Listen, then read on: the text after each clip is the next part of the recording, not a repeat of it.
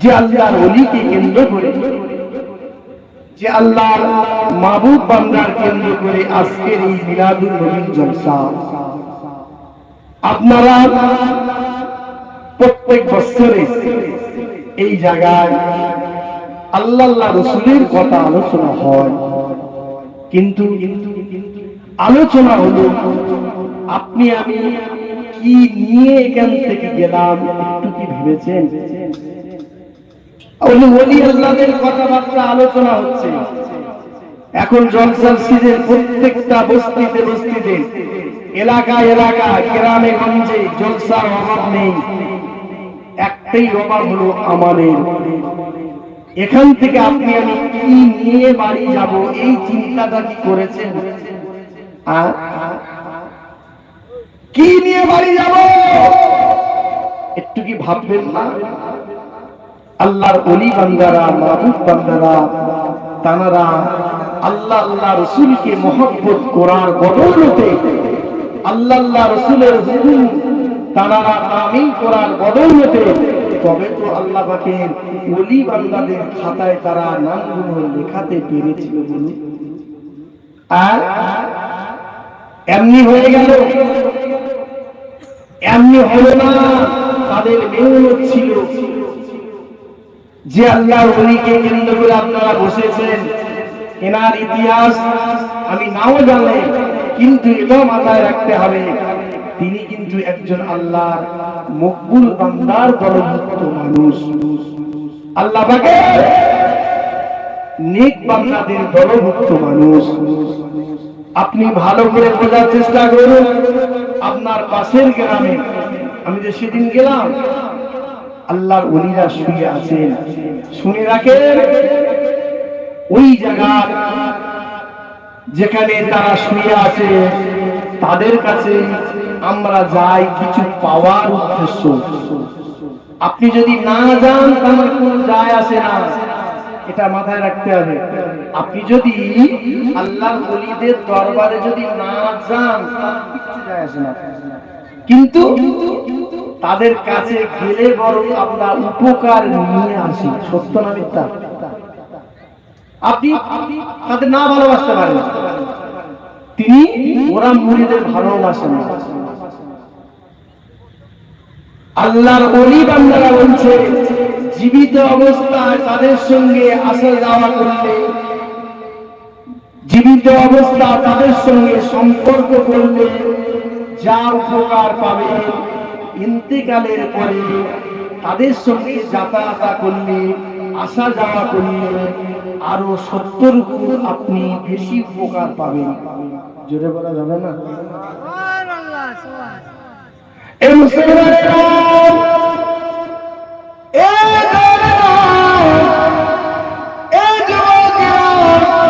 আল্লাহর ওলি বান্দারা, আল্লাহর ওলি বান্দারা, আল্লাহ পাকের বন্ধু বান্দারা, তাদের জীবন ইতিহাসগুলো লক্ষ্য করুন, তাদের কিতাবগুলো খুলে পড়ুন, বুঝতে নিশ্চয়ই পারবেন তাদের ত্যাগগুলো, তাদের মেহনতগুলো। সেই মেহনত ত্যাগ আপনার আমার মধ্যে নাই। না না না না না, শুনে রেখে দাও, শুনে রেখে দাও। আল্লাহর ওলি বান্দারা, আল্লাহর মাহবুব বান্দারা, তারা তাদের সঙ্গে কথাবার্তা নয়, সম্পর্ক যদি রাখা যায়, সম্পর্ক যদি রাখা যায়, শুনে রেখে দাও তাদের রুহানি দোয়া, রুহানি দোয়া নিশ্চয়ই আপনার নসিবে কবুল হবে। এই মুসলমানেরা, জন বন্ধুরা, গৌসুল আজমের মতো মানুষ, এত বড় দরজামান ওলা মানুষ, গৌসুল আজম হুজুর আমার ফুলবাতে আমি আব্দুল কাদেরকে যে ভালোবাসলো, সে স্বয়ং রাসূলুল্লাহকে ভালোবাসলো। আমি আব্দুল কাদেরকে যে ভালোবাসলো, আমি আব্দুল কাদের বলছি সে রাসূলকে ভালোবাসলো। আমার সোনার ভাইরা, দিনদার নেককার আল্লাহওয়ালা ভাইরা, জন বন্ধুরা, যে গৌসুল আজম সম্পর্কে অনেক জলসা মিলাদ শুনেছেন, সেই গৌসুল আজম মিলানে পীর দস্তগীর মাহবুবে সুবহানী কুতুবে রব্বানী, তিনি এত বড় মস্ত বড় আল্লাহর ওলি ছিলেন। শুনে রাখে, তিনি আল্লাহর ইবাদত করতে করতে এমন বিমুখ হয়ে গিয়েছিলেন,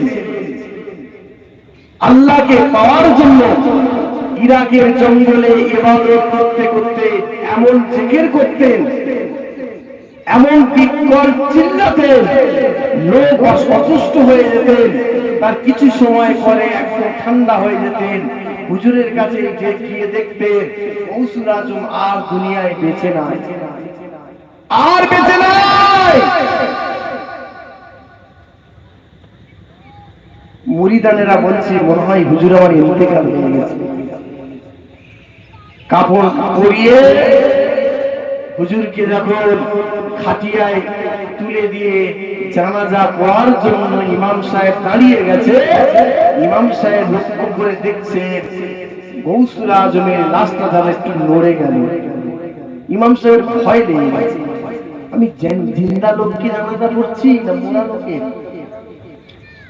কাফনের ভিতরে নড়লো কেন? ভালো করে লক্ষ্য করে দেখছে, নড়তে নড়তে নড়ে নড়ে নড়ে নড়ে ওই খাটিয়ার উপরে ওই কাফন পুরা অবস্থায় বসে পড়লেন। বসে পড়ে মুরিদদের দিকে লক্ষ্য করে মুসকে মুসকে হাসতে লেগেছেন। জোরে বলুন সুবহানাল্লাহ। মুসকে মুসকে হাসছে, হাসতে হাসতে ওইখান থেকে উঠে পড়লেন। উঠে জঙ্গলের দিকে দৌড়িতে শুরু করলো, জঙ্গলের দিকে দৌড়ুচ্ছে। এমন সময় জঙ্গলের দিকে দৌড়িতে দৌড়িতে দেখছেন কিনা গৌসুল আজম বলেছিলেন, আল্লাহ আমার খুব পানি পিপাসা পেয়েছে, পানি পিপাসা। আল্লাহ পাকের তরফ থেকে সঙ্গে সঙ্গে এক খণ্ড মেঘ থেকে পানি বর্ষণ হলো।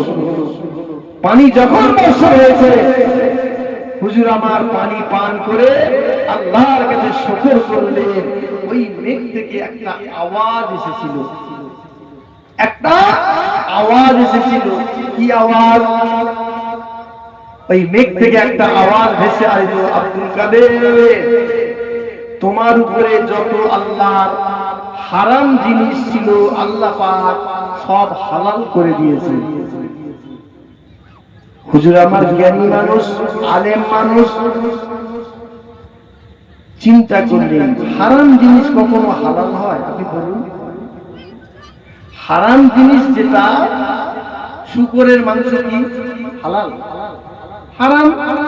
হারাম জিনিস যদি ভক্ষণ করলে হালাল হয় আমার জন্য, এটা তো ঠিক নয়। উনি ওই সময় চিন্তা করলেন যেটা একটা শয়তানের আওয়াজ। ওই সময় গৌসুল আজম বলেছিলেন, আউযু বিল্লাহি মিনাশ শাইতানির রাজিম, আল্লাহ আপনার বিতাড়িত শয়তান থেকে আমি আশ্রয় চাচ্ছি আল্লাহ।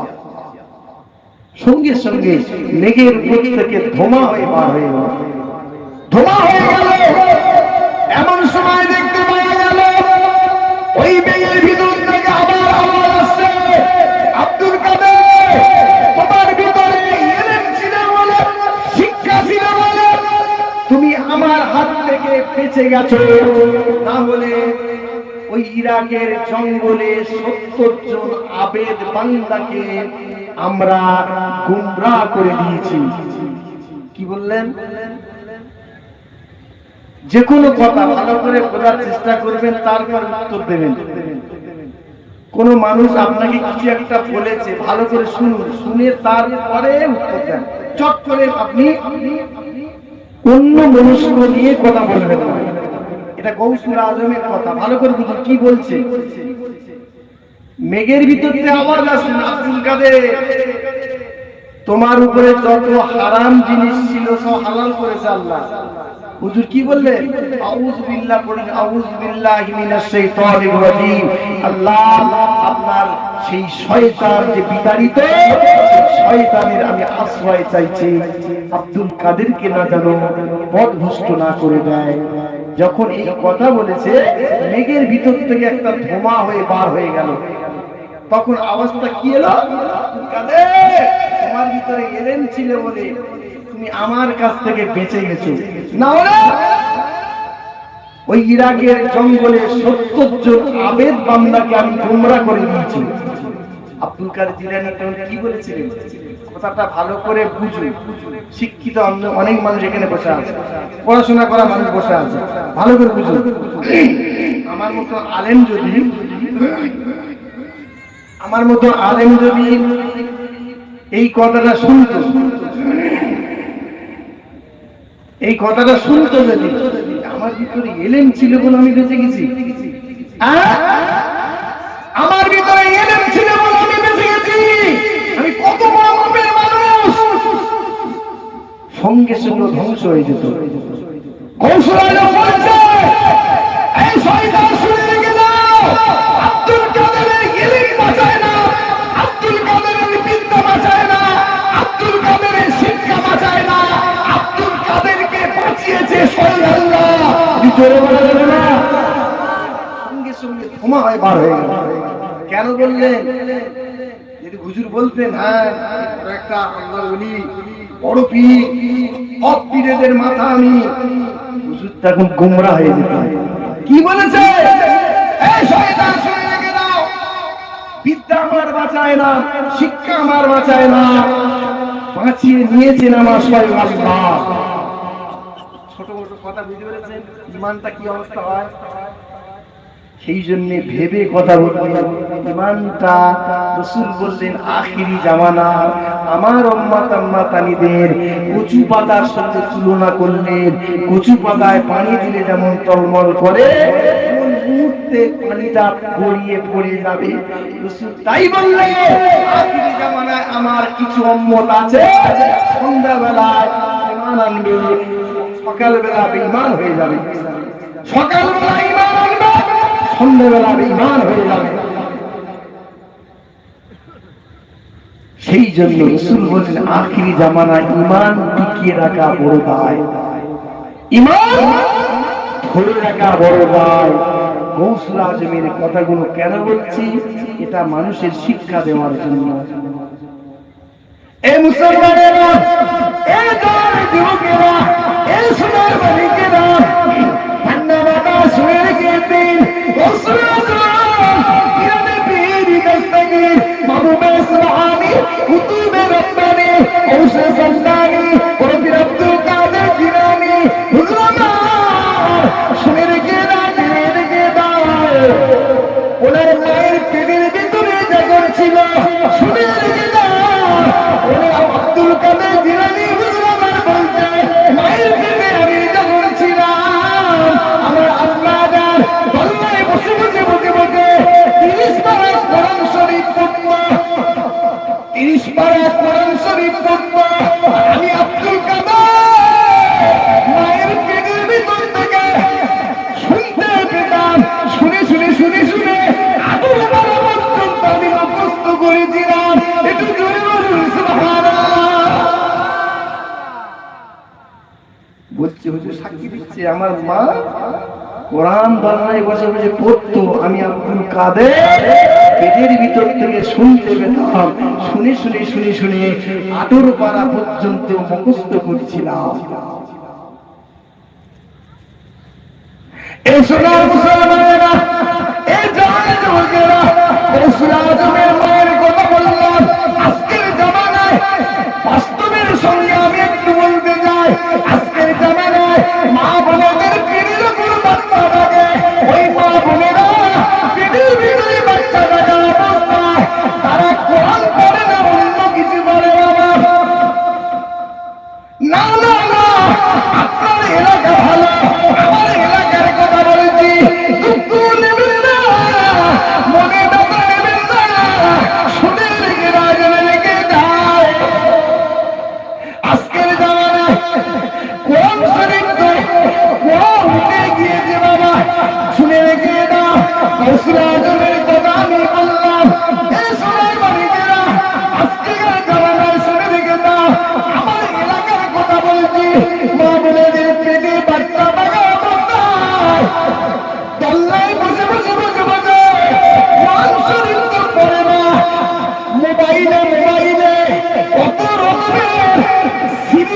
গুলো দেখতে শুরু করে।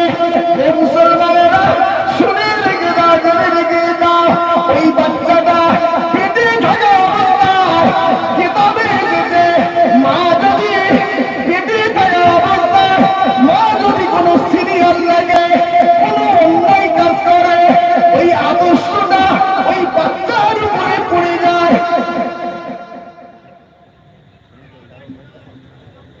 ওই আদর্শগুলো সম্পূর্ণ ওই বাচ্চাটার উপরে পড়ে যায়। আজকের নামাজের কথা বললে কেন নামাজ পড়ে না জানেন? ভালো কথা বললে কান যারা দেয় কেন জানেন? এই মুসলমানেরা, এই যুবকেরা, এই সোনার মণিকেরা, ঠান্ডা বাতাস শুনে রেখে দাও, বসিরহাটের বড় মাওলানা হুজুরের ফতোয়ার কিতাবের কথা আমি বলছি, শুনে রেখে দাও। হুজুর আমার বলছে, ওনার এই কিতাবের মধ্যে সম্ভবত 112 কি 13 পৃষ্ঠার মধ্যে লেখা, কোন মা বোনেদের পেটে যদি বাচ্চা লাগে, ওই সিরিয়াল যদি থাকে, ওই বাচ্চাটা কোনদিন মানুষের মতন মানুষ হতে পারে না। না না না, হুজুর আমার বললো, শুনে রেখে দাও, কারোর ঘরেতে যদি টিভি সিনেমা থাকে, টিভি যদি থাকে, ওই স্বামী স্ত্রী যদি টিভি কোন সিরিয়াল দেখতে দেখতে মনের ভিতরে যদি ভালোবাসা পয়দা হয়ে যায়, ওই অবস্থায় যদি মেলামেশা করে, শুনে রেখে দাও, ওই পেটে যদি ওই দিনে বাচ্চা আসে, ওই বাচ্চাটা হারামের বাচ্চা, হারামজাদা হবে। পরিষ্কার লিখে রাখতে কি বলেছে? হারামের বাচ্চা হারামজাদা হবে। আমার কথা নয়। আজকে সমাজ গেল কোথায়?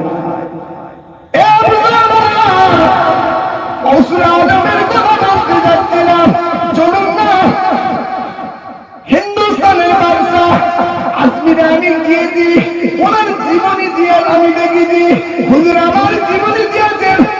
লাস্টের পৃষ্ঠার দিকে একটু করে আলগা করুন, কারোর বাড়ি যদি থাকে শুনে রেখে দিন। হুজুর আমার নিজে বলেছে, হুজুর আমার নিজেই বলেছে, শুনে রেখে দাও।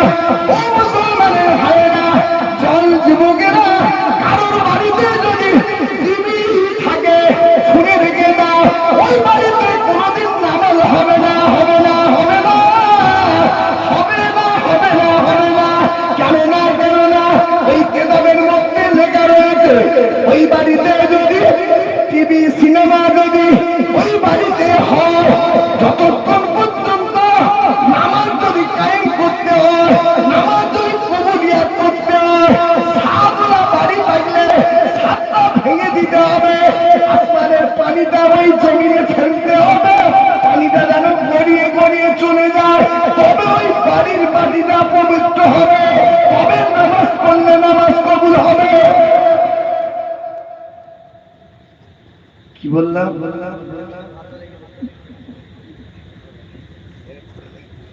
হুজুর কি বললেন? যে বাড়িতে গান বাজনা হয়, ওই বাড়িতে নামাজ হবে না। যদি পবিত্র করতে হয় মাটি, সাদলা বাড়ি হলে সাপ ভাঙতে হবে, আসমানের পানিটা ওই জমিনে ফেলতে হবে, গড়িয়ে গড়িয়ে চলে যায়, ওই মাটিটা পবিত্র হবে। ভুল যদি বলি লাইভ হচ্ছে, কোন আলেম যদি কথাটা কেটে দিতে পারে, জীবনে চুরিয়ার মাথায় করবো না, আল্লাহর কসম করে বলছি। পশ্চিমবাংলার সব জায়গায় আজকে লাইভটা চলছে, আমি এইটা বলে দিচ্ছি, শুনে রাখে। শুধু খালি আমার বাড়িতে বালা মুসিবত, দোয়া বলছি হচ্ছে না, হবে কি করে? তুমি তো তোমার ঘর মেরে দিয়েছো, তোমার ঘরেতে গান বাজনা এখনো পর্যন্ত হচ্ছে, তুমি কি করে বলতে পারো আমি ওই বাড়িতে সবরাতে 22 টাকার নামাজ পড়বো, নামাজ কবুল হবে? অত সহজ নয়। চলুন আগে যাই। এখানে বলতে গেলে আরো অনেক বলতে লাগবে, আর ওদিকে যাব না। চলুন, হারামটা আমরা যদি না বর্জন না করতে পারি, হারাম থেকে দূরে না আসতে করতে পারি, কিছু কাজ যতই ভালো কাজ করুন কিছু হবে না আমার সোনার ভাইরা। কেননা মনের বিয়ে, এখন ভালো করে লক্ষ্য করুন, বোনের বিয়েতে খাওয়া হারাম। কেতাবের মধ্যে বলেছে বোনের বিয়েতে যদি কোনো ইমাম সাহেব এক লোকটা যদি পানি পান করে, ওই ইমামের পিছনে 41 দিন কোনো নামাজ কবুল হবে না। কি বলেছি? বোনের বিয়েতে যদি ইমাম সাহেব যদি এক লোকমা পানি পান করায়, 41 দিন ইমামের পিছনে নামাজ হবে না।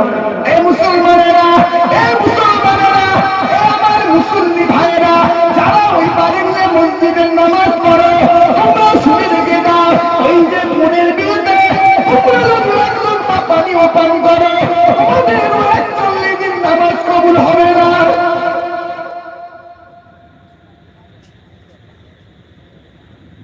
বলুন, খালি বলছি কেন বালা মুসিবত, গ্রাম বন্ধ করলে হবে কেন? সিস্টেমে চলিয়ে চাই। আজকে পয়সার পরিস্থিতি কোথায় বলুন? চলুন, এদারে বললে মানে গায়ে জামা থাকবে না, প্যান্ট খুলে যাবে। চলুন, ওদিকে আমি আর যাচ্ছি না, সে মজলিস আলাদা। সম্ভবত মোটামুটি কথা হলো এই আপনাদের পাশে আছে বড় জলসা, সেখানে এসব মোটামুটি ঢালা যাবে, ঢাললে শুনবে, ওদিকে বলবো হবে। চলুন চল অন্যদিকে যাই, একবার মহব্বতে দুরূদ শরীফ আল্লাহুম্মা।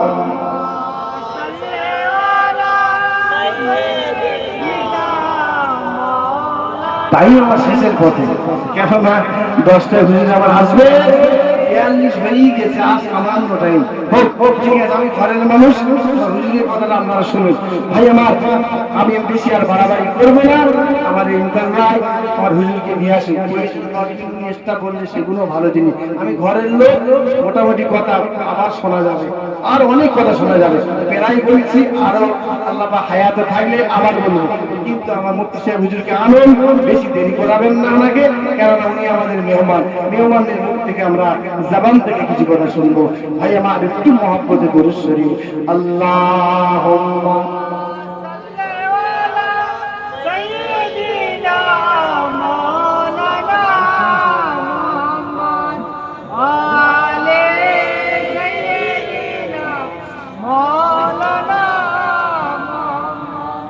Allahumma salli ala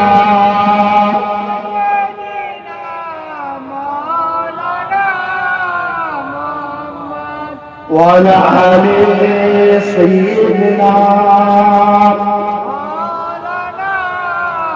গ্রামবাসী ভাইরা, আমি আর জলসা দীর্ঘদিন করব না। আমি এইটুকু বলতে চাচ্ছি, আপনারা খানা নিয়ে চলে যাচ্ছেন, রেখে চলে আসুন। আমাদের মুফতি হুজুর আসছেন, কেননা মাত্র 10 মিনিট সময় বাকি আছে। কেন হুজুর আসছেন? আর আপনারা এটুকা আপনাদের ইমাম সাহেবের অনুরোধ হাতে ধরে বলছি, আপনারা আমার সোনার ভাইরা, আমার ইজ্জতটা আপনারা রাখুন। আমার সোনার ভাইরা কেউ মোটামুটি বাড়িতে থাকবেন না, অন্তত এসে আজকের দিনের জন্য 2 ঘন্টা আপনি একটু সময় দেন। শুধু খালি আল্লাহর ওলিদের মহব্বত ভালোবাসা একটুখানি আসুন আমার সোনার ভাইরা। আপনাদের কাছে বড় অনুরোধ করে বলছি, কেননা অনেকে আমার ভাইয়ের মতো বা আমার আব্বা জানের মতন, বন্ধুর মতন, প্রত্যেকের পায়ে ধরে নয়, পায়ে ধরে পর্যন্ত বলছি আপনারা এসে বসুন। কেন রাস্তায় ঘুরবেন না? আমাদের মুফতি সাহেব আসছে, কেননা শ্রোতা যদি সামনে না থাকে, অত বড় বক্তা অত দূর থেকে, সেই সুন্দরবন থেকে, তিনি কি আপনাদের কাছে শোনাবে? আপনারা বলুন আমার সোনার ভাইরা, আপনারা এসে বসুন, এসে আপনারা বসে যান। কেননা আমাদের হুজুর আসছে, কেননা মাত্র 10 মিনিট সময়, আপনারা এসে বসুন। আর হুজুর আমার হুজুরকে বলেছি আল্লাহর ওলিদের নিয়ে তিনি আলোচনা করবেন। হ্যাঁ, তিনি আল্লাহর ওলিদের নিয়ে আলোচনা করবেন, সেটাও আমি বলেছি। হুজুর বললেন আলহামদুলিল্লাহ। আর হুজুরও আল্লাহওয়ালা মানুষ, পীর ওলি আল্লাহদের দলের ভক্ত মানুষ, তিনি আপনাদের খেদমতে আজকে এসেছেন। আমার সোনার ভাইরা, আরেকবার মহব্বত ভালোবাসায় দুরূদ শরীফ আল্লাহুম্মা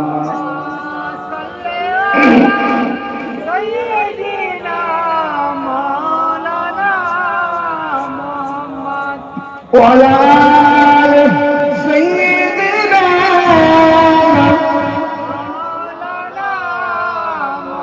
ইসবিও নবী তুমি নূরের রাসূল, ইসবিও নবী তুমি নূরের রাসূল, আমিনা মায়ের